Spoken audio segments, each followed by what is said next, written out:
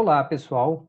Meu nome é Luiz Maia e nós estamos começando neste momento a disciplina Economia de Empresas, que está sendo lecionada aqui na UFRPE neste semestre extraordinário, período letivo extraordinário aqui da UFRPE.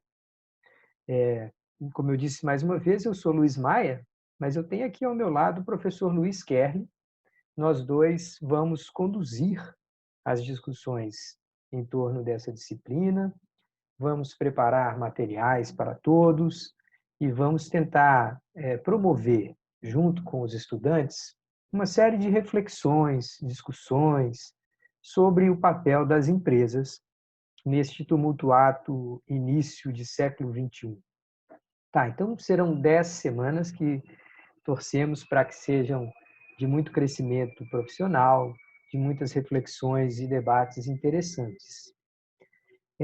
Antes mesmo de começarmos, a gente sempre deveria resgatar aqui um pouquinho a questão ética, né? Nós sabemos que hoje as empresas enfrentam ou é, são desafiadas a repensarem suas organizações, suas atuações do ponto de vista da ética, e a gente também, nessa disciplina, a gente deveria iniciar com uma palavrinha sobre ética. Boa parte do material que está sendo oferecido aqui ele é baseado nos livros textos que nós estamos adotando, tá?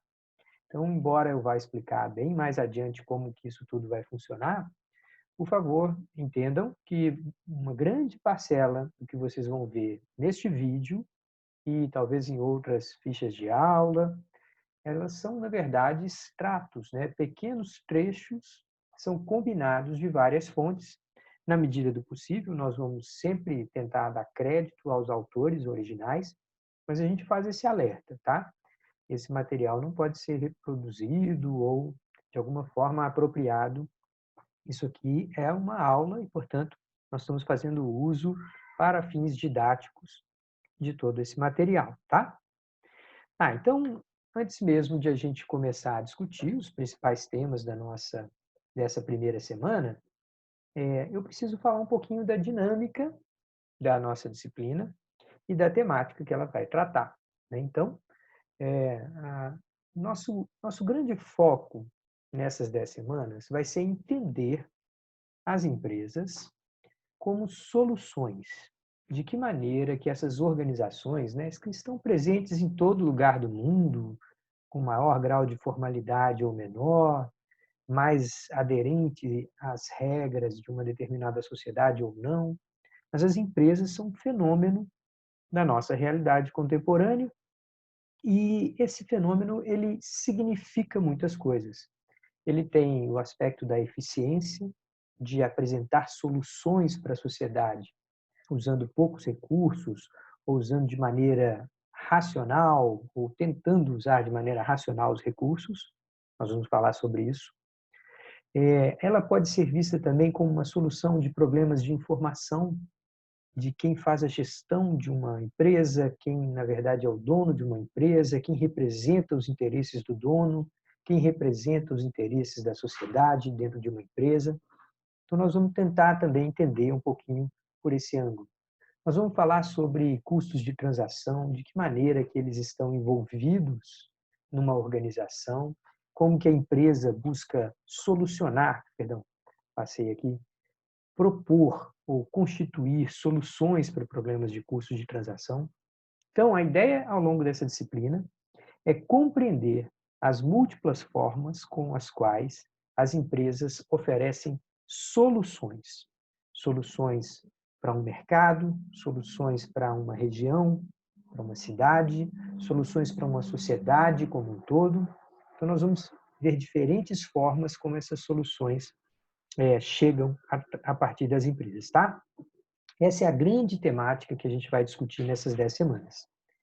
Em termos de dinâmica, mesmo que a gente esteja aqui gravando as primeiras videoaulas e que esse material esteja sendo acessado aos poucos pelos estudantes, é inevitável que a gente faça uma explicação de como que isso vai acontecer.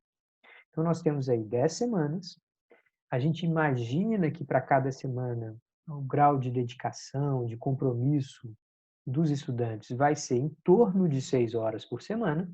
Algumas vezes pode ser um pouquinho a mais, outras vezes pode ser um pouquinho a menos, mas a gente faz uma estimativa bem realista, assim, bem pé no chão, de quanto dedicação que os nossos estudantes vão poder entregar nesse período de tantas adaptações, pandemia, limitações da internet, limitações do acesso à rede e tudo mais.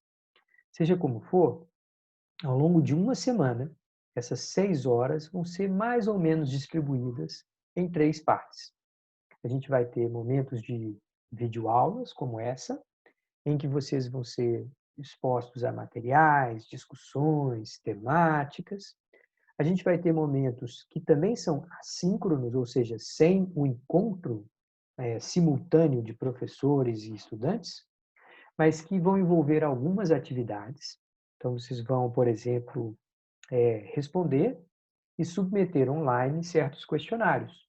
E que, com esses exercícios, vocês vão nos dar aí as evidências de que vocês estão participando, estão compreendendo bem ou mal certos conceitos e, de alguma forma, estão atingindo os objetivos das nossas reflexões, que é ganhar familiaridade, ganhar habilidade em aplicar esses conceitos e fazer as suas próprias análises, tá?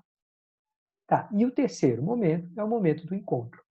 Então, todas as sextas-feiras, por 10 semanas, nós teremos encontros em que nós vamos tentar se encontrar literalmente, estar juntos e interagindo através da rede. Então, o objetivo aqui vai ser tirar dúvidas, conversar um pouco sobre o que está mais claro para vocês ou menos, como que aquelas realidades estão sendo sentidas dentro das suas experiências. A gente vai tirar dúvidas sobre exercícios, vai fazer recomendações de materiais adicionais, enfim. A gente vai ter aquele momento em que a gente interage, seja através da palavra, do vídeo, do áudio, ou através do chat, que essas plataformas hoje nos permitem, tá? Tá, então, a toda semana a gente vai ter certos materiais que vão ser oferecidos para a reflexão de vocês. A gente vai ter certos momentos em que vocês vão aplicar os conhecimentos em um certo questionário. E a gente vai ter os momentos de encontro, em que nós vamos estar juntos para discutir, debater, conversar, tirar dúvidas. E esses encontros vão ser tipicamente às sextas-feiras. Muito bem. Então, se essa é a dinâmica que a gente pretende ter a cada semana, né? Se a gente vai ter esses momentos de atuação mais individual, ou talvez em grupo, mas que a gente vai ter lá o nosso tempo ao longo da semana, e sempre ao final da semana, às sextas-feiras, a gente vai ter esse momento de debate, de conversa e tal. Nós também, nessa primeira semana, resolvemos deixar ali para sexta-feira o plano de ensino, em que a gente vai discutir em mais detalhes quais são as bibliografias úteis para essa disciplina, como que a gente vai fazer o processo de avaliação, como que a gente entende que seja uma maneira equilibrada de avaliar o desempenho de cada um. Então, tudo isso vai vir lá na sexta-feira, tá? E neste momento agora, nós vamos seguir e vamos começar a discutir as questões, digamos assim, mais conceituais, começar a iniciar o debate da nossa disciplina, tá? Então, tem 4 pontos aqui que a gente gostaria de ver através desse primeiro conjunto de videoaulas. A gente vai falar sobre a teoria da firma, para alguns dos colegas aí que já tiveram bons cursos de introdução à economia, uma parte disso vai soar como revisão. Para outros, talvez, que estejam tendo aí a primeira exposição a esse tipo de material, a gente vai fazer recomendação de leituras, mas é sempre bom a gente alertar, né, que essa é uma disciplina que envolve boa parte dos participantes já tiveram outras disciplinas de economia. A gente não vai tomar nada como pressuposto, a gente vai tentar construir junto, mas a gente sabe que, eventualmente, os estudantes que estejam ainda muito recém-ingressantes na universidade, talvez tenham certa dificuldade em acompanhar e vão precisar fazer leituras complementares para acompanhar toda essa discussão, tá? Então, a gente começa com a teoria da firma, que descreve a empresa como função de produção.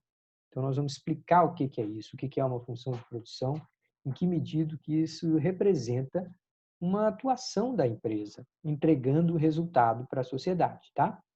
A gente vai tentar caracterizar a decisão individual, então a empresa vai ser apresentada como uma espécie de tomador de decisão, dentro de uma visão convencional, que busca uma racionalidade, a maximização de lucros, a situação ótima que ela pode alcançar. A gente vai demonstrar, caracterizar essa busca, essa que a gente está chamando aqui no próximo ponto de calibragem. Tá, então, isso é uma visão da empresa na sua tomada de decisão de curto prazo. Como ela consegue fazer, que meios ela tem para tentar alcançar o melhor resultado dentro de certas limitações dadas pelo próprio período de tempo analisado. Então, de uma hora para outra, a empresa não consegue fazer grandes mudanças na sua tecnologia, por exemplo, mas ela pode contratar mais um ou outro colaborador e tal. Nós vamos explicar isso, tá? E um dos objetivos dessa primeira semana é entender como que essa empresa, vista sob a ótica da função de produção, representa, antes de tudo, uma discussão sobre eficiência. Então, que eficiência é essa? E como que a gente está... Geralmente, todo mundo que escuta a palavra eficiência pensa na ideia de produzir mais com menos, ou de conseguir mais gastando pouco. Então, nós vamos entender de que maneira que essa visão da empresa como função de produção está associada, combina com a ideia de eficiência. Eficiência para quem?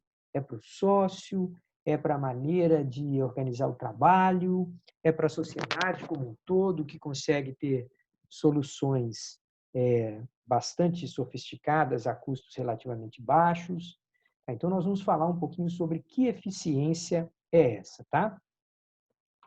Tá, então, para começar, a gente deveria sempre buscar falar a mesma língua. A gente deveria evitar o uso de termos que para uns têm certo significado, para outros têm outro. Então, a primeira coisa é entender que uma boa parte da discussão aqui é sobre teoria econômica. Ah, não, mas eu achei que essa disciplina era uma disciplina mais aplicada, eu achei que eu ia falar sobre as economias, sobre as empresas de hoje em dia, que eu ia entender melhor o cenário de negócios do Brasil. Opa, calma lá. A teoria econômica que a gente vai ver aqui é uma teoria bem sedimentada, bem consolidada e com muita aplicação na realidade. Tá? Então, não é porque a gente está falando que vai ter teoria econômica que a gente vai ficar só em discussões abstratas sobre situações hipotéticas. Nós vamos tentar sempre fazer a conexão com a realidade que cada um de nós experimentamos. Mas nós precisamos lembrar que por trás disso tudo está uma teoria econômica. E que toda teoria, não apenas a econômica, mas a teoria é a simplificação. Então, o que a gente está fazendo aqui? Nós estamos usando os recursos que a nossa sociedade desenvolveu para lidar com realidades que são muito complexas. Então, para entender bem as realidades complexas, a gente simplifica, a gente se organiza, ou organiza nosso raciocínio em torno de um conjunto principal de variáveis e das suas interações, conjunto específico de atores e as suas motivações. Então, a teoria econômica é necessariamente simplificação. Alguns de nós ficam um pouco desiludidos, falando, mas espera aí, eu não queria ficar falando sobre coisas que são simples demais, que não têm aplicabilidade. Ora, gente, se você sair daqui de Recife e for fazer uma viagem até Caruaru, talvez te ajude muito ter um mapa com você. Na verdade, hoje a gente usa o mapa do celular, mas o que é aquele mapa? O mapa é uma simplificação da realidade. Então, o mapa que você usa no Google Maps, no Waze, seja lá qual for o aplicativo, ele não vai te dizer a qualidade do asfalto em cada curva que você fizer da estrada. Ele não vai te dizer onde é que é mais perigoso você parar, se tem mais risco de assalto. Ele não vai te dar uma série de informações sobre a realidade. Mas ninguém nega que ter acesso àquele mapa facilita a sua vida. Tá? Então, teorias, elas precisam ser úteis, simples e facilitar a nossa vida. Então, é nesse sentido que nós vamos ver alguns elementos da teoria econômica aqui. O segundo ponto é fazer a distinção entre macroeconomia e microeconomia. Então, aqui, na maior parte da nossa disciplina, a gente vai estar dentro do campo da microeconomia, que é aquela que discute a decisão sob o ponto de vista individual. O que o tomador de decisão tem em mente quando ele faz certas escolhas. Então, isso pode ser uma pessoa, um consumidor, pode ser uma empresa, como é o caso da nossa disciplina, pode ser o governo diante de certa situação, pode ser um setor específico, o setor de metalurgia, o setor de mineração no Brasil está agindo dessa e dessa forma, mas a gente vai sempre ter uma visão limitada do total da realidade. A macroeconomia tem a pretensão de analisar todo o sistema econômico nas suas principais variáveis, atores e condicionantes. Então, a visão aqui é microeconômica. A gente vai sempre buscar a compreensão do comportamento de certos agentes econômicos. O terceiro ponto é sobre o papel da otimização matemática e sua estreita relação com a economia convencional. Então, a gente vai, ao longo dessa primeira semana, principalmente, vai falar sobre a racionalidade na economia. Então, é a concepção de que cada um de nós, pessoas, empresas, organizações, sempre buscamos aquilo que é melhor para nós. Essa é uma definição bem simplista de racionalidade, mas ela nos serve nesse momento, tá? E, por outro lado, marginalismo. Marginalismo é a ideia de que a gente poderia fazer pequenos ajustes na nossa posição, sempre buscando aquele que é o ponto ótimo, aquele que é a situação ideal, tá? Então, dentro da nossa visão de analisar a empresa e analisar suas decisões de curto prazo, a gente vai sempre fazer referência a esses dois conceitos. A ideia de buscar o ótimo, como sendo uma decorrência natural de quem é racional, e a ideia de que para encontrar o ponto ótimo, a gente faz pequenos ajustes na margem, tentando achar se aquele é um determinado ponto ideal, tá? Mais um ponto que a gente gostaria de discutir antes de seguir é fazer uma espécie de uma aproximação com outras teorias que a gente vê muitas vezes na administração, mas que algumas delas até foram desenvolvidas por economistas. Então, a gente tem aqui, sempre oportuno, lembrar as chamadas 5 dimensões da competitividade, de Michael Porter. Então, o Michael Porter é um cara daqueles que pensou a realidade da empresa, da competitividade da empresa, das indústrias de maneira geral, mas ele sempre o fez tentando levar em conta os múltiplos aspectos que vão determinar o sucesso de uma organização. Então, ele pensou assim: como é difícil ou fácil a entrada de novos concorrentes? Que tipo de poder de barganha que eu tenho com o fornecedor dos insumos para a minha organização? Então, você tem, por exemplo, um exemplo de organização que eu sempre gosto de citar, são as empresas de automóveis, as montadoras. Esses caras são muito grandes, eles têm um enorme poder financeiro. A maior parte das vezes, eles fazem negociações muito restritivas. Se você quiser fornecer uma peça para uma montadora, vai ter que obedecer uma série de condições, algumas vezes até ter que implantar uma unidade da sua fábrica dentro do pátio da montadora, para estar ali, bem ao alcance dela a hora que ela quiser. Então, o poder de barganha que uma empresa tem com seus fornecedores pode ser muito importante. Por outro lado, o poder de barganha que uma empresa tem com seus clientes. Então, imagine aquele fenômeno de uma pessoa que vai comprar um aparelho celular da marca Apple e ele ainda não sabe nem o que vem no próximo modelo, mas ele já entra numa fila de espera, disposto a pagar 2.000, 3.000, 4.000 reais, antes sequer de saber qual que é o produto, quais são as principais características daquela versão. Ora, isso a gente está falando de uma empresa que tem um enorme poder sobre os seus clientes. Ela tem uma fidelidade, os clientes têm uma certa fidelidade, uma profunda admiração pela organização, e isso pode fazer com que a empresa tenha maior sucesso. Por outro lado, a gente tem aqui embaixo, a gente tem tanto a rivalidade na indústria, então como que outras empresas usam recursos, têm maior poder de mercado que nós, têm parcelas maiores das vendas. E, por último, a maneira como que o nosso produto ou serviço está sujeito à concorrência por parte de substitutos. Então, esse painel que a gente tem aqui, das 5 dimensões da competitividade de Porter, eu sempre gosto de colocar essa discussão na hora que eu estou envolvendo aqui no debate economistas e administradores. E esse é o nosso caso. Nós queremos ter uma visão unificada da empresa sobre o que ela representa de solução para a sociedade. E daí a gente ter essa proximidade com o pensamento do Michael Porter, tá? De entender todos esses aspectos da solução ou da competitividade da empresa. Tá, para começar, para a gente ter assim, uma primeira apreensão, um primeiro vislumbrar das soluções que uma empresa trabalha, oferece de curto prazo, nós vamos falar aqui um pouquinho sobre a maximização de lucro e essa análise marginal, tá? Então, aqui no texto fala assim, algumas vezes os gerentes se deparam com propostas que requerem uma simples decisão, positiva ou negativa. A análise marginal é a ferramenta adequada para se usar em tais decisões. O gerente deve adotar um projeto se as receitas adicionais superarem os custos adicionais. Então, nós vamos pegar um exemplo bem revelador dessa empresa aqui, ó, da Slick Drilling Incorporated.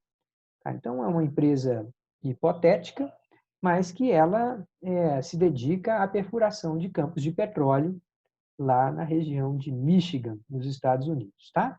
Vamos ver do que se trata essa historinha. Olha, observe que essa empresa tem uma situação atual, aqui na primeira coluna dessa tabela, e uma situação hipotética, após ela furar um novo poço de exploração de petróleo. Tá? Então, vamos dar uma olhada em como se caracterizam os números dessa empresa na situação atual. Em vendas, essa empresa tem lá um total de $1.740.000 por período, vamos dizer, por um trimestre. Tá, e o que ela gasta para alcançar essas vendas de 1.740.000? Ela tem os gastos com a perfuração, a contratação de trabalhadores temporários, aqui as brocas de perfuração, né? Os trabalhadores temporários.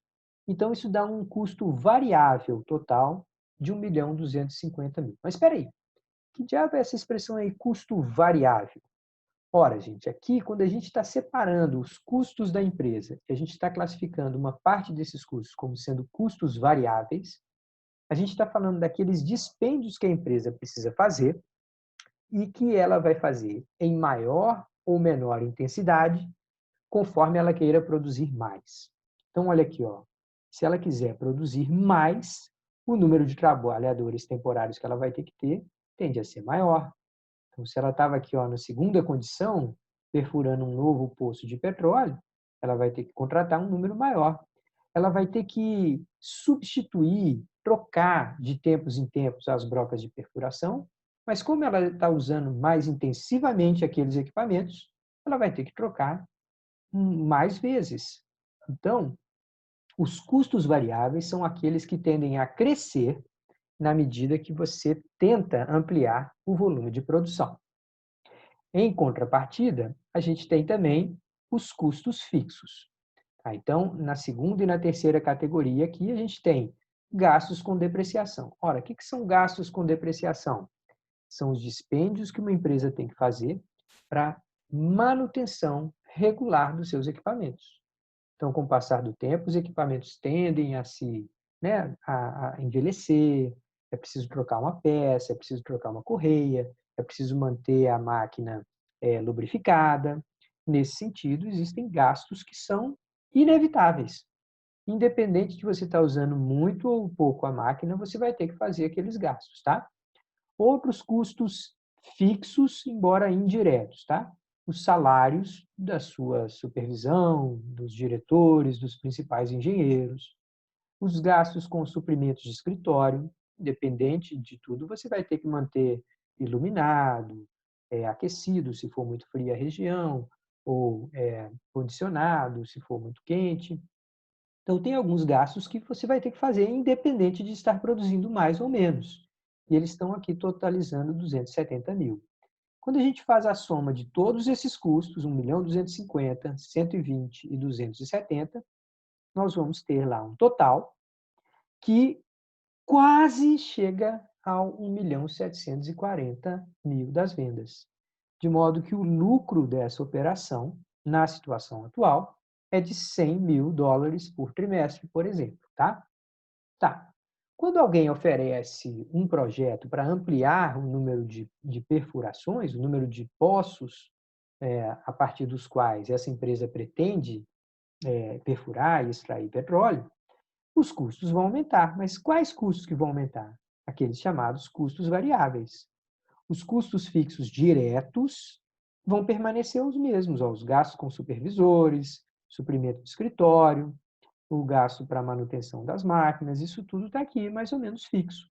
O que aumentou foi principalmente os gastos com trabalhadores temporários, né? Então, uma das principais fontes de custo variável vão ser os gastos com contratação de mão de obra, tá? Tá, se a gente comparar aqui a diferença, foram R$ 90.000 a mais com brocas de perfuração e R$ 75.000 a mais com trabalhadores temporários. De modo que a gente tem o total de vendas, se aquele novo poço de perfuração for realizado com sucesso, ele subiu 183 mil. O total de gastos subiu 165 mil. Então, no que diz respeito ao resultado líquido, 183 supera 165 em torno de R$ 18.000. Tá? Então, ao optar por abrir uma segunda frente de trabalho, essa empresa deixou de ter $100.000 de lucro líquido ao final de cada trimestre e passou a ter $118.000. Então, está claro que ao fazer esse ajuste na quantidade de pessoas contratar, número de postos a perfurar, ao ajustar a sua posição, o seu resultado líquido foi positivo, ele teve um ganho líquido. Então, gente, com esse primeiro exemplo, a gente já começa a ter ideia daquilo que vai caracterizar a decisão de uma empresa. Ela sempre vai buscar ajustes na sua posição atual, de modo a aumentar o lucro depois de tudo, né? O chamado bottom line, a última linha do balanço. Quanto que foi o meu lucro líquido, uma vez que eu já levei em conta todos os custos possíveis, tá? Em termos gráficos, por favor, não se assustem se vocês estão vendo aí um gráfico que parece muito complexo.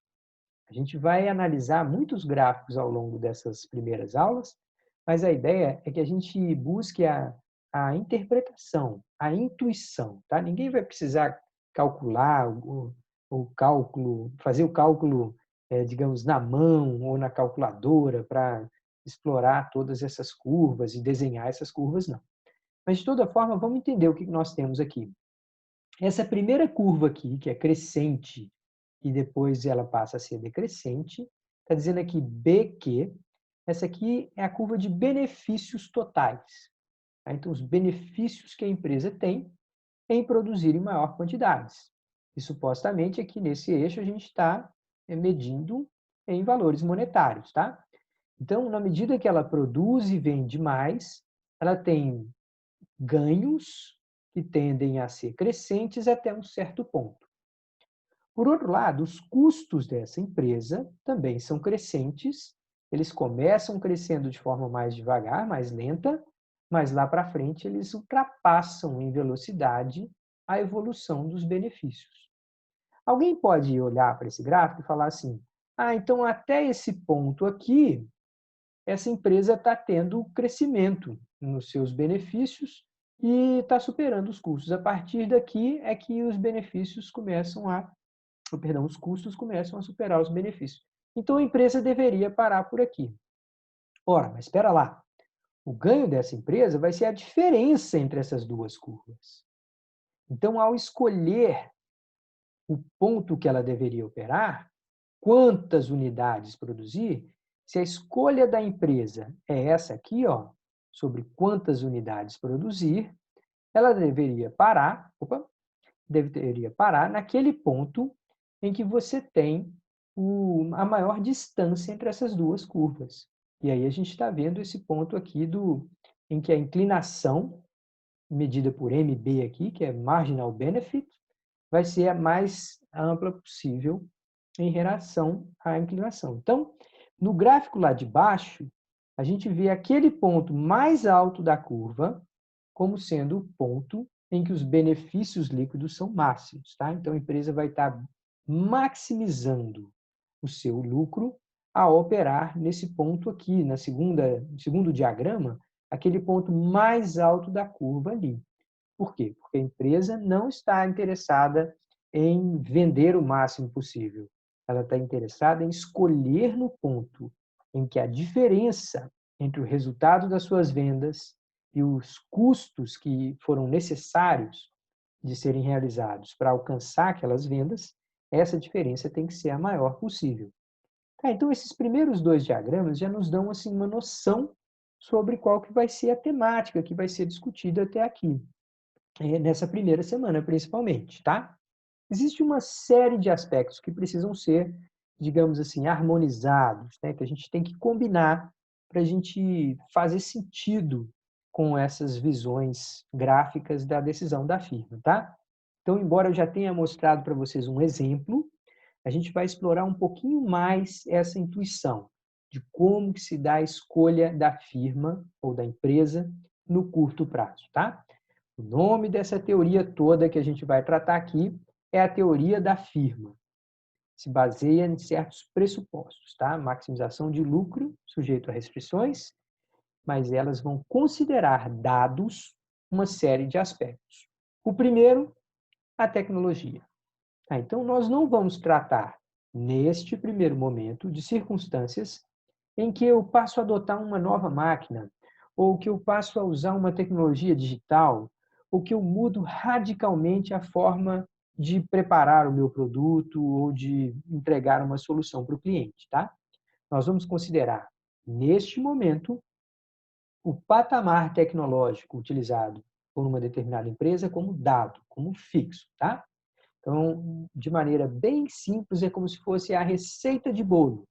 Quantas máquinas que eu tenho para cada colaborador. Então, essa relação quase quantitativa de como eu combino insumos, ela vai ser dada. Tá? O segundo ponto são as condições de concorrência. Nós não vamos aqui falar, mas o que aconteceria se um grande competidor internacional chegasse e tomasse o meu mercado. Também nós não vamos falar aqui sobre mudanças nos preços, mudanças muito fortes nos patamares de preços dos insumos. Então, a gente tem hoje, por exemplo, só para citar um exemplo aqui, gente, no Brasil, um longo processo de alteração no preço da energia elétrica. Se a gente pegar o preço da energia elétrica no Brasil há 25 anos atrás, a gente vai ver que esse preço era em torno da metade do que ele é hoje. Então, a energia elétrica dobrou o seu patamar de preço, o seu custo hoje. Apesar do Brasil ter construído mais hidrelétricas e ter ampliado a sua produção. Então, isso, de alguma forma, vai fazer com que, na hora que eu construa uma nova fábrica, eu faça escolhas diferentes em termos de quais fontes de energia utilizar. Muita gente está utilizando, por exemplo, o gás industrial para mover as suas máquinas. Então, esse tipo de patamar de preços, na análise que nós vamos fazer a seguir, está sendo dado. Tá? A gente vai imaginar que esses preços estão fixos, pelo menos em torno de um certo patamar. E, por fim, nós vamos considerar como constante ou como dada a escala de produção. Então, no prazo que a gente estiver tratando aqui, a gente vai pensar assim, eu não consigo mudar a minha produção mensal de 100 para 400. Eu não consigo alterar o número de clientes que eu atendo no meu restaurante de 90 por dia para 360 por dia. Então, isso são saltos em escala. O que eu consigo fazer é saltar de 90 para 100, mudar de 100 para 75, eu consigo fazer ajustes, mas eu não consigo alterar a escala da produção, tá? Tá, então isso é o que a gente caracteriza as chamadas decisões de curto prazo. Se todas essas características aqui são observadas, a gente está fazendo uma análise de curto prazo. É uma análise em que grandes decisões de médio e longo prazo já foram feitas, e que, portanto, cabe a mim calibrar ou melhor explorar aquele conjunto de condições. Tá, então vamos começar a interpretar, a entender essa realidade de uma empresa com o desenho da chamada função de produção. Gente, eu sei que para alguns que estão vendo esse diagrama aí, é a primeira vez que estão vendo um diagrama de função de produção. Para outros, já estão cansados de saber. Mas vamos tentar resgatar, mesmo para quem já viu, o que esse diagrama está nos mostrando. No eixo horizontal, eu tenho o número de trabalhadores que estão contratados e atuando na minha unidade, tá? Na minha fábrica, no meu restaurante, na minha empresa de software. Seja lá qual for o setor, é o número de pessoas. No eixo vertical, eu tenho a quantidade produzida. Observe o que acontece lá no início do diagrama, na medida que eu vou adicionando mais e mais números de pessoas, mais horas trabalhadas. A gente vê que o total que está sendo produzido começa a subir e ele está subindo de forma acelerada. Por que isso acontece? Ora, gente, para essa fábrica operar, foi feito lá um estudo sobre talvez quanto que ela conseguisse vender. Então, as pessoas que planejaram essa unidade vão pensar assim, qual que é mais ou menos a escala de produção ideal? Ah, eu quero produzir 1.000 unidades por mês. Se eu preparei a unidade para produzir 1.000 produtos por mês, operar muito abaixo disso, eu vou fazer com que muitas dessas máquinas sejam ociosas, fiquem ociosas, não sejam bem utilizadas. Então, na hora que a gente começa a adicionar mão de obra, horas de trabalho, para uma determinada capacidade produtiva, a tendência é que cada pessoa que a gente adiciona, a gente está chegando perto daquela situação ideal, que é o número de pessoas adequado para usar todo aquele conjunto de equipamentos. Tá? Então, o crescimento da produção é acelerado nesse início. Só que chega um determinado ponto lá em cima, em que a produção já cresceu bastante, e se eu adicionar mais trabalhador, mais horas de trabalho, eu não estou conseguindo mais ampliar muito a produção. Por que isso acontece? Ora, isso acontece porque a gente está falando de decisões de curto prazo. Eu tenho um conjunto de ferramentas, de equipamentos que foi dado, que é fixo. Observe lá na notação que tem lá no final, estou dizendo que Q, ou seja, a quantidade produzida, a produção total, é uma função de, então aquele F ali está dizendo que aquilo é uma função de, depende de duas outras variáveis. K está representando a estrutura de capital, o conjunto de equipamentos disponíveis, e aí tem um tracinho em cima do K. Isso está dizendo que ela é dada, ela é fixa. E o que está variando é o N, o número de pessoas que eu estou empregando, que eu estou usando ou contratando para trabalhar na minha fábrica. Então, isso serviria para um exemplo bem trivial, como se fosse o preparo de bolos. Você tem uma cozinha, você tem um dado número de panelas, você tem um fogão. Para produzir mais bolo, você precisa de mais ingredientes. Nas fábricas, para produzir mais carro, você precisa de mais horas de trabalho. Então, as fábricas já têm lá as prensas, já têm as esteiras, já têm um certo patamar de aquisição de insumos junto aos fornecedores. E se ela quiser produzir mais, ela tem que contratar mais pessoas, tem que contratar, às vezes, o terceiro turno para a fábrica operar, mesmo durante a noite, a madrugada. Não, mas essa é uma decisão que ele vai fazer e vai ter impacto direto no número de pessoas a serem contratadas, tá? Observe bem, ao adicionar mais e mais N, ou seja, mais horas de trabalho sendo contratadas, o acréscimo da produção do total varia. Às vezes ele sobe rapidamente, outras vezes ele sobe lentamente. O que está acontecendo aqui? É como se lá no final, na última fase dessa curva, a gente tivesse uma espécie de congestionamento no uso de um número fixo de máquinas. Tá? Então, essa realidade que a gente criou aqui pelas próprias condições que a gente definiu, de dizer que no curto prazo eu não posso comprar muito mais equipamentos, alterar a escala da fábrica.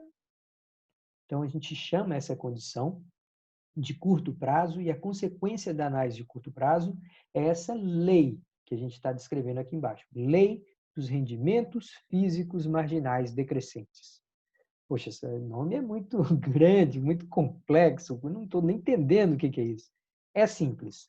Você está tentando abusar o uso de um certo conjunto de equipamentos. Você não aumentou o número de máquinas, você não aumentou o número de computadores e você está contratando mais pessoas. Numa cozinha, se eu não mudei o número de bocas do fogão, se eu não mudei o número de panelas, eu contratar mais e mais e mais ingredientes, vai chegar uma hora que eu não consigo, ao longo de um dia, produzir muito mais bolos. Então, a existência do recurso fixo, né, de um determinado insumo, aqui no caso o capital, o equipamento, a existência dessa restrição no curto prazo faz com que eu tenha limitações à minha possibilidade de ampliação da produção, ainda que eu contrate mais e mais pessoas, tá? Tá, mas vamos tentar traduzir tudo isso numa questão quantitativa, numa questão financeira, tá? Então, aquelas imagens ali que a gente estava vendo, elas vão ter uma implicação para a empresa, semelhante ao que aconteceu lá naquela empresa que a gente mostrou de perfuração. Tá? Então, observem essa fórmulazinha que eu coloquei aqui, tá? O custo total de produção vai ser a soma de dois componentes. O primeiro é um componente associado ao valor monetário pago para o uso dos equipamentos, e o outro vai ser o valor monetário pago para as pessoas. Tá? Então, aqui esse termo WN, W vezes N, é salário vezes o número de trabalhadores. Então, é como se fosse a folha de pagamento da empresa. O primeiro termo, R vezes K, é como se fosse uma fábrica hipotética em que todo o equipamento é alugado. Imagine assim, que eu sou um gestor dessa operação, eu vou lá e contrato, faço o aluguel de uma série de máquinas de tirar cópia, de Xerox, e contrato pessoas para ficar ali atendendo quem vem. Então, eu tenho o custo do aluguel da máquina, eu tenho o custo da mão de obra. Ah, mas tem o papel. Ah, vamos, simplifica aí. Vamos dizer que a máquina já vem com papel. Eu só paguei e eles vêm trazendo quanto papel eu precisar. Então, nessa simplificação, a gente tem um custo fixo, que é o primeiro termo. Por quê? Porque a estrutura de capital contratada no curto prazo é fixa. O número de equipamentos é fixo. No segundo termo, é onde eu tenho liberdade. Eu posso ampliar ou diminuir o número de pessoas trabalhando. Isso vai implicar, por um lado, em mais produção, mas aqui, segundo essa equação, isso também vai implicar em custos mais elevados, custos totais de produção mais elevados, tá? Eu quero quebrar esse vídeo, esses primeiros explicações em 2 ou 3 vídeos, então eu já estou encerrando esse primeiro, mas eu queria só passar o próximo slide para vocês, tá? Olha só, gente, a partir do próximo vídeo, daqui a pouquinho, nós vamos ver duas leituras distintas sobre custos totais. A gente vai pegar uma espécie de uma visão contábil e uma visão econômica. Você pode falar, opa, mas espera aí, são duas curvas completamente distintas. Calma lá, calma lá. Observe aí que no eixo horizontal nós temos variáveis diferentes, tá? Então é normal que essas curvas estejam tão diferentes assim. Mas seja como for, no nosso próximo vídeo eu vou explicar direitinho o que essas curvas querem dizer e como que elas nos levam a ter uma clareza um pouco melhor do que está acontecendo aqui nessa realidade da decisão de curto prazo das empresas, tá?